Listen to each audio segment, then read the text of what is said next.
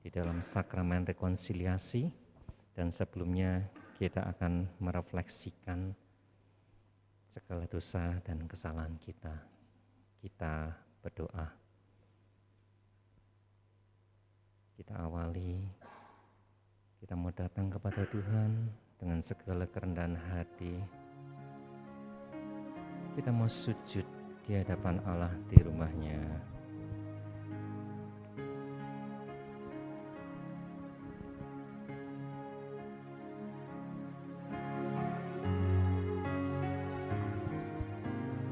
Ku sujud Allahku, ku sujud Allahku di sudut rumahmu,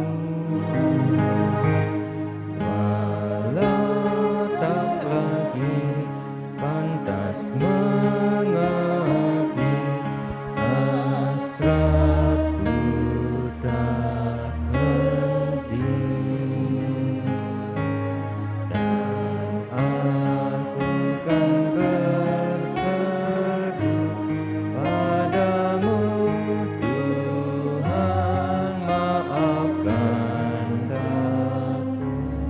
Kami mau tunduk mengaku Tuhan, ku tunduk mengaku di ambang pintumu, walau tak lagi hati bersedih, hasratku tak mati, dan selalu ku percaya padamu, Tuhan pengharapanku. Dalam nama Bapa dan Putra dan Roh Kudus, amin. Kami datang padamu, ya Aba, ya Bapa, Allah yang penuh dengan segala kerahiman, yang seringkali kami lupakan. Tetapi hari ini Engkau berkali-kali memanggil kami, supaya kami mau datang mendekat, membiarkan diri kami Kau kuduskan kembali, dan Kau sucikan kembali. Oleh karena itu, ya Tuhan, Bapa kami siapkan hati kami. Selidikilah hati kami, sehingga tidak ada yang tertutup di hadapan-Mu. Tidak ada yang perlu kami sembunyikan kembali, sebab Engkau menyelidiki segala sesuatu yang ada di dalam hati kami. Dan oleh karena itu, saat ini kami membuka jiwa kami. Mari Tuhan, selidikilah dan nyatakanlah segala perkara-perkara dosa yang kami sembunyikan.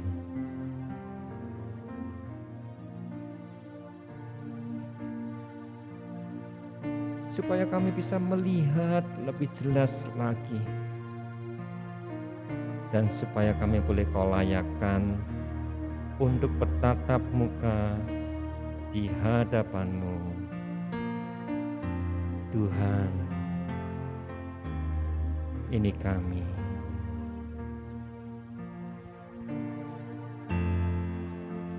Jiwaku terbuka untuk-Mu Tuhan, selidiki, nyatakan segala perkara, singkapkan semua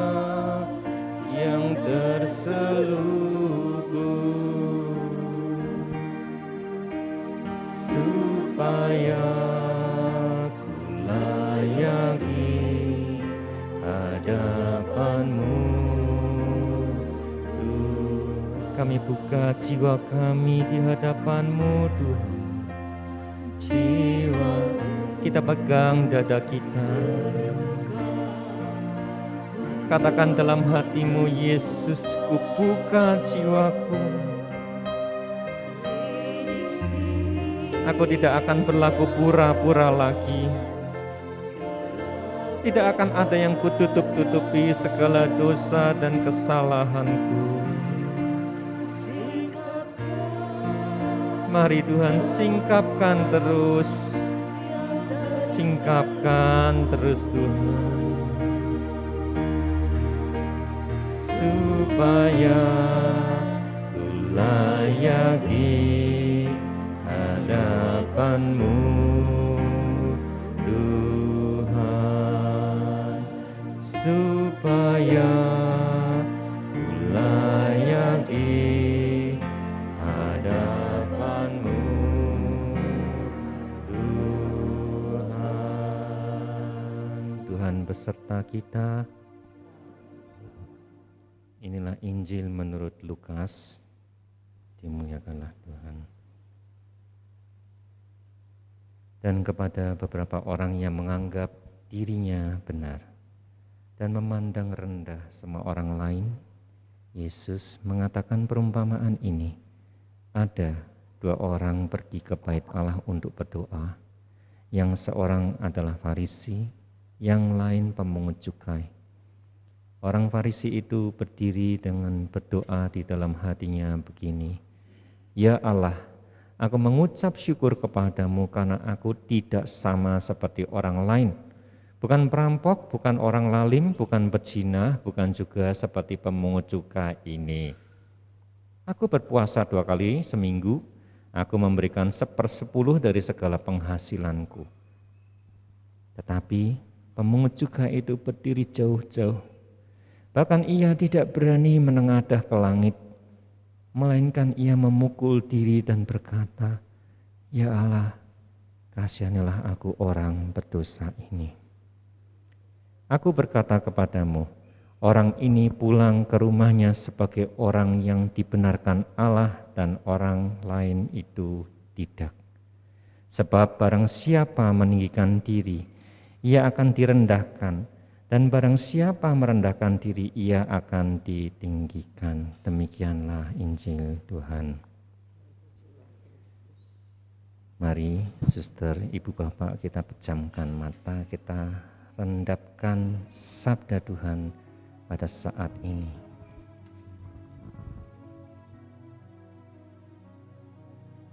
Biarkan sabda Yesus masuk seperti pedang bermata 2 yang sanggup memisahkan sampai ke sumsum kita.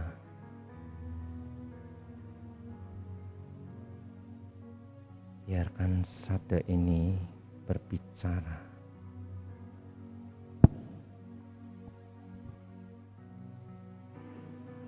Seperti siapakah kita? Apakah kita seperti seorang Farisi atau pemungut cukai?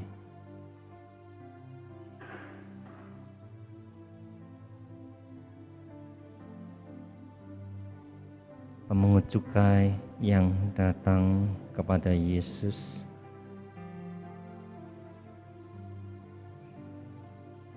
hanya memohon belas kasihan.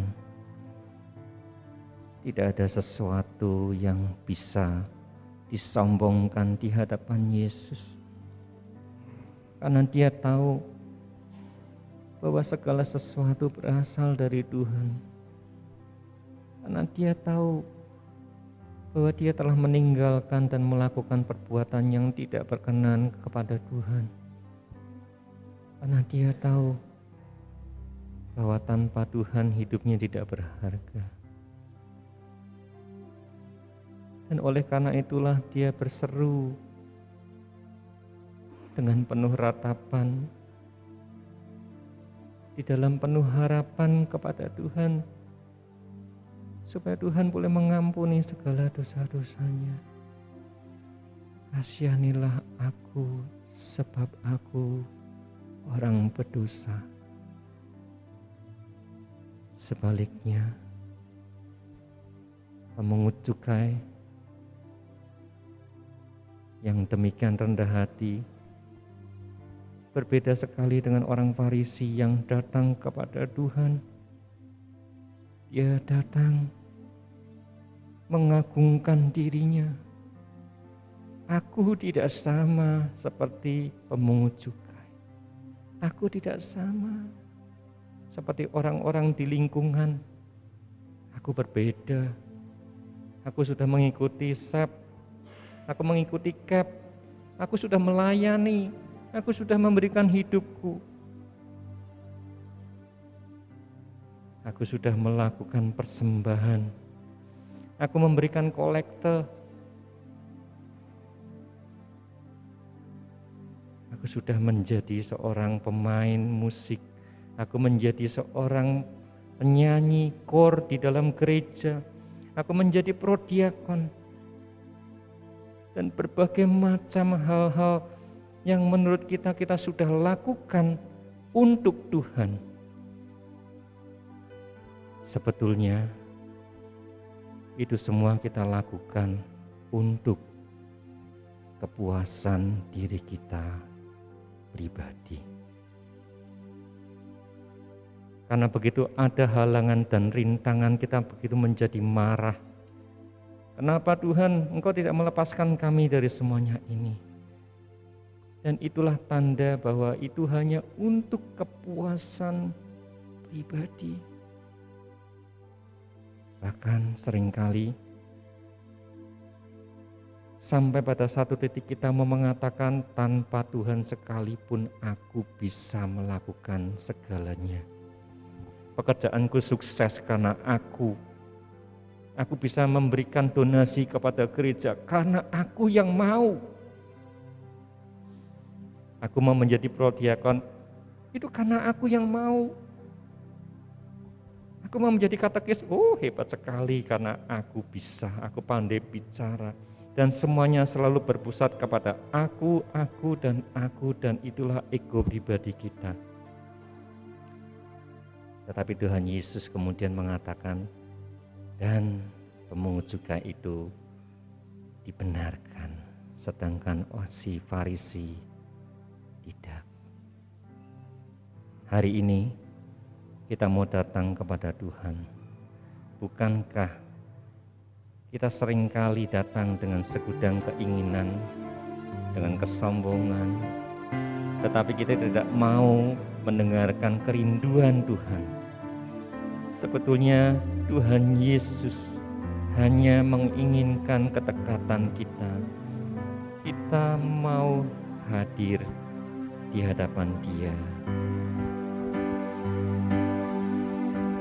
Sekali ku datang Tuhan, hanya karena sejuta keluhan. Seringkali ku lupa Tuhan, seharusnya ku datang dengan segenap rindu dari lubuk hatiku, dengan hasrat yang tulus, karena ku cinta padamu.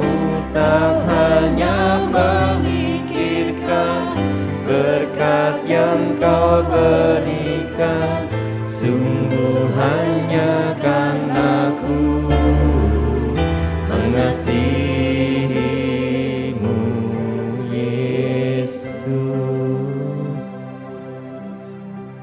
Itulah kerinduan Tuhan sebetulnya, bahwa Yesus menginginkan kita mau datang di hadapan Dia. Seperti seorang anak yang merindukan bapaknya, yang mau bersama-sama menghabiskan waktu berdiam diri, bercengkrama bersama dengan Bapaknya. Tetapi seringkali kita datang karena kita memiliki intensi-intensi. Kita datang bukan dengan hati yang tulus. Kita datang dengan segudang keinginan. Dan bahkan seringkali tanpa sadar kita melakukan yang Tuhan inginkan hanya karena ingin dipuji. Hanya karena kita tidak ingin dicela oleh teman-teman kita sesama peserta CAP atau panitia. Kita hanya melakukan karena yes, aku sudah melakukannya. Tetapi sebetulnya kita menginginkan pujian itu. Tetapi kita sebenarnya tidak ingin dicela. Karena itu kita mau datang kepada Tuhan bukan karena keinginan dicela. Kita mau datang dengan ketulusan hati kita. Seringkali aku berdoa,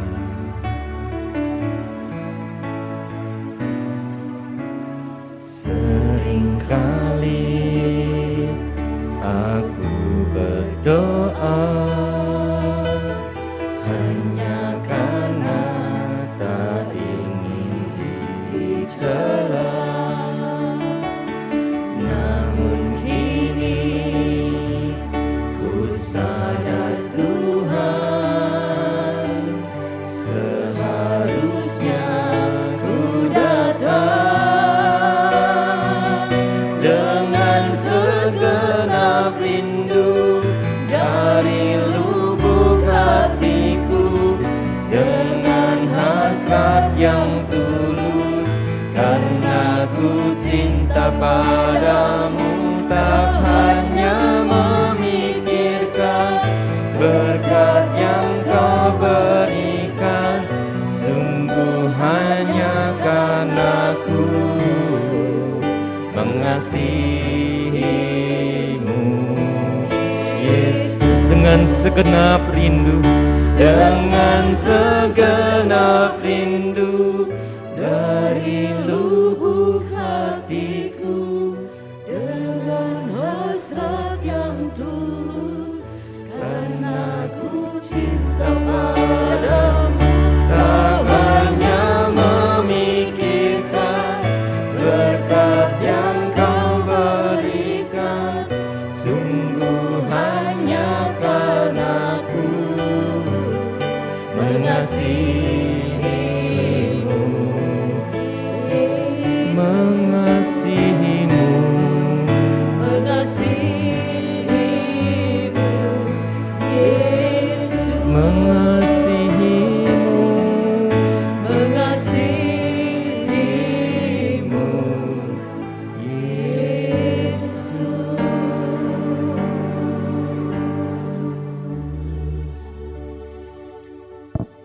1 Yohanes 1 ayat 8 dan 9 dikatakan, jika kita berkata bahwa kita tidak berdosa, maka kita menipu diri kita sendiri dan kebenaran tidak ada di dalam kita.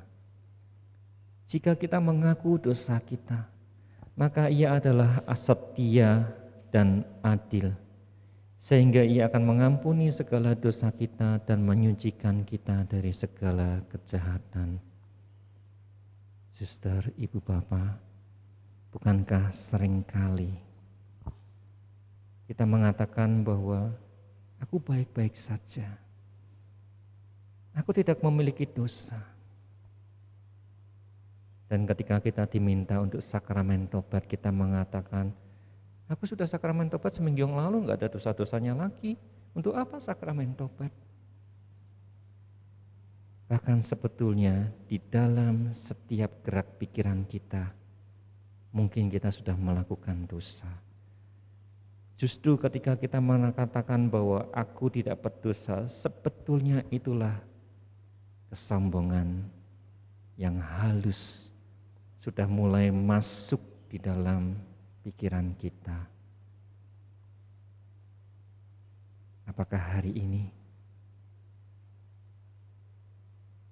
kita mau mengatakan bahwa kita sudah hidup benar di hadapan Tuhan? Karena tidak ada orang yang hidupnya benar.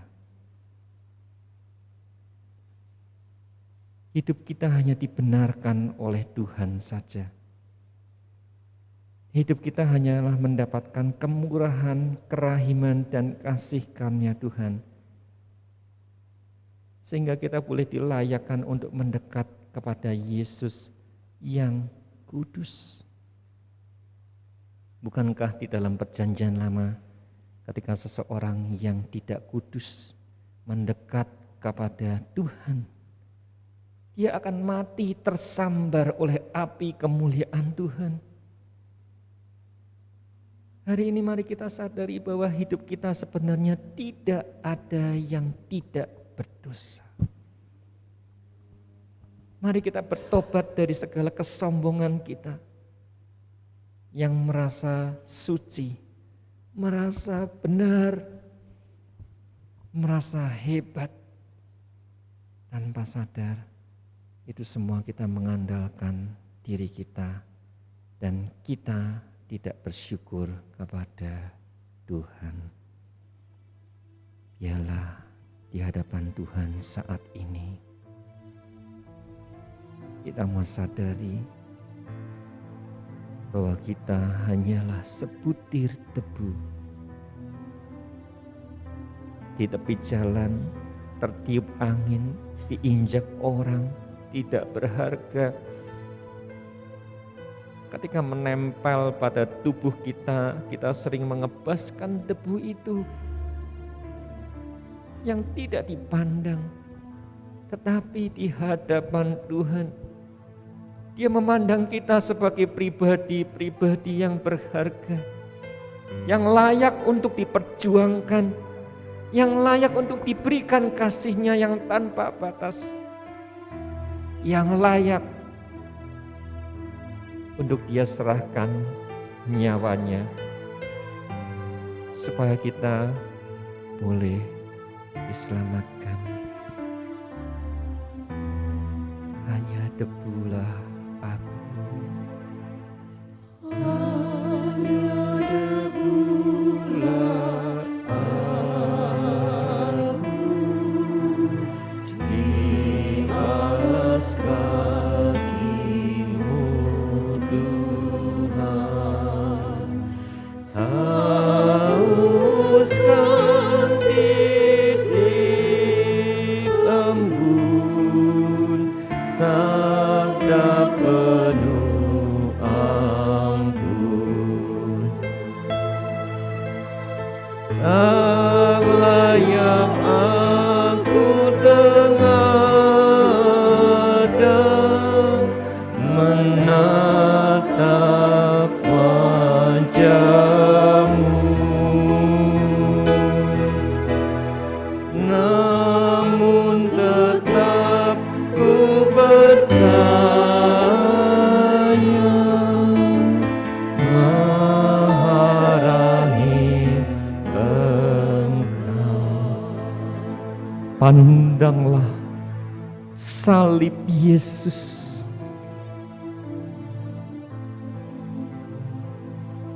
Di atas salib itu ada tubuh yang penuh dengan luka, yang Dia rela menerima semua luka itu agar darah perjanjian baru dicurahkan kembali, agar terjadi pemulihan hubungan kita kembali dengan Bapa. Yesus berikan dirinya, tetapi seringkali kita melupakan Yesus. Seringkali kita membenamkan paku lebih dalam di dalam tangan Yesus, di kaki Yesus dengan segala dosa-dosa kita yang terus kita lakukan berulang dan berulang kali.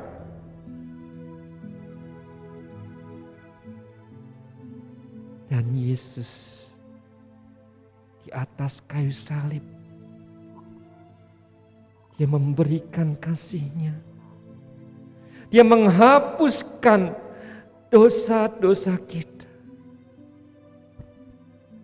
Karena itu kita mohon ampun. Ampun Tuhan. Ampun 1000 ampun. Ampuni kami Tuhan.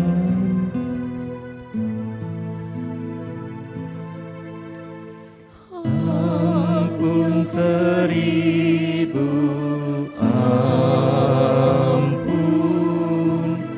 Hapuskan dosa-dosaku.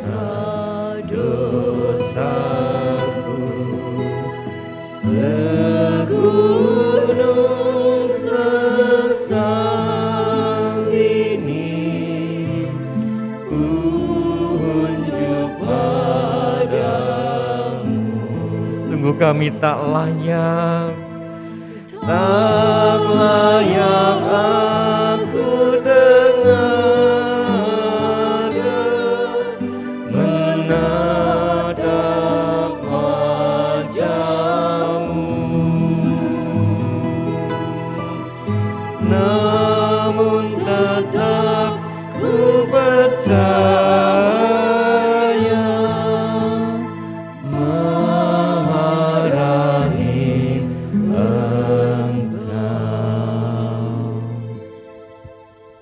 1 Yohanes 4 dikatakan, jikalau seorang berkata, aku mengasihi Allah, dan ia membenci saudaranya, maka ia adalah pendusta.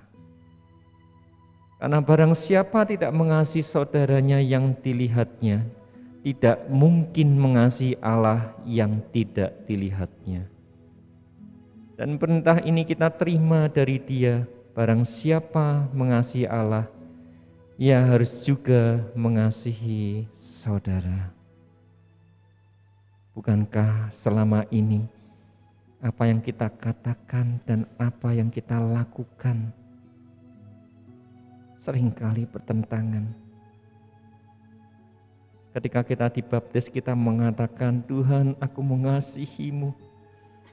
Tetapi di rumah kita melakukan hal yang berbeda terhadap saudara, terhadap pasangan kita yang menjengkelkan, mertua kita yang hidup bersama. Kita sering ngerasani, kita sering batini, bahkan kita sering kali marah kepada orang-orang di dekat kita.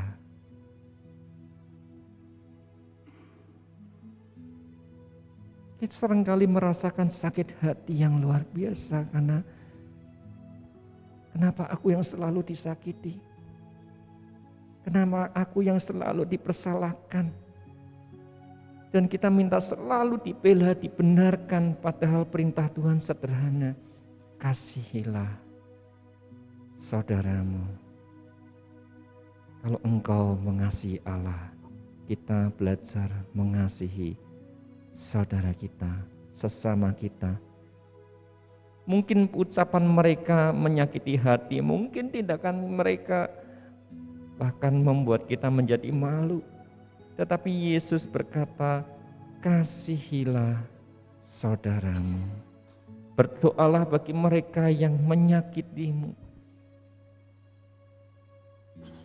Tuhan, begitu berat rasanya, aku tidak bisa. Dan kalau itu yang kau rasakan pada saat ini, kita datang kepada Tuhan. Kita mohon rahmat kepada Tuhan. Bukankah Dia yang berfirman, mari datanglah. Secara khusus Yesus sudah menunggu kita di dalam sakramen tobat. Dia menanti kita. Dia membuka tangannya. Dia mau memeluk kita di dalam sakramen tobat ini. Dan biarkanlah hatimu yang begitu berat oleh karena segala dosa dan beban itu, sambutlah Yesus. Bila hati terasa berat,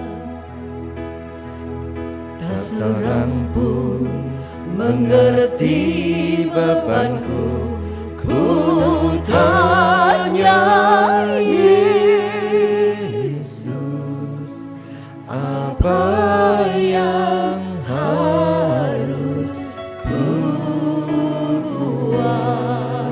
saudaraku masuk nanti ke sakramen tobat. Yesus sudah menunggu di sana. Imam akan menjadi seorang yang mewakili Tuhan Yesus, tetapi Yesus sendiri yang datang di sana untuk memelukmu. Datang Yesus, Dia pikul segala bebanku,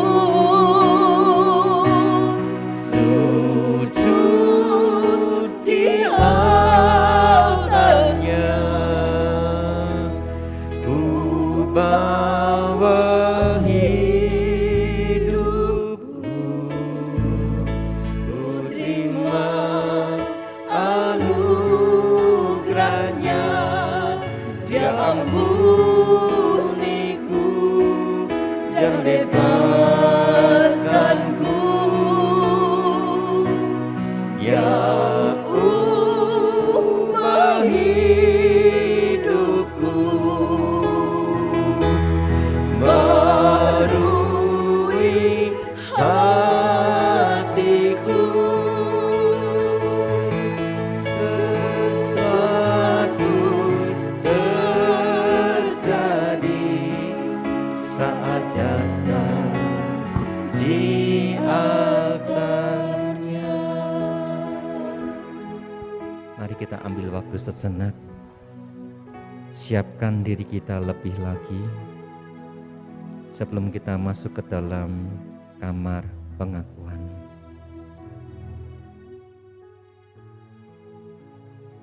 Renungkanlah dosa-dosa yang kelihatannya sangat kecil, yang tidak terlihat. Saya percaya suster, ibu, bapak di sini tidak melakukan dosa perampokan, dosa pencurian.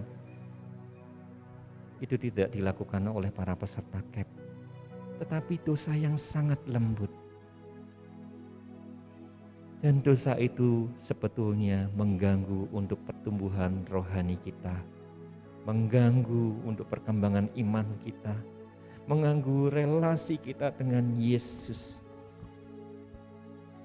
Hari ini datang kepada Romo, sampaikan, tidak ada yang ditutupi, dosa-dosa yang begitu kecil, yang lembut, sampaikan kepada Romo. Sujud di altarnya, ku bawa hidupku, Ku terima anugerahnya, Dia ampuniku dan bebaskanku. Dia ubah hidupku, barui hatiku. Sesuatu terjadi saat datang di altarnya. pengampunan terjadi, pengampunan terjadi, pemulihan terjadi, pemulihan terjadi, mujizat terjadi, mujizat terjadi saat datang di altarnya.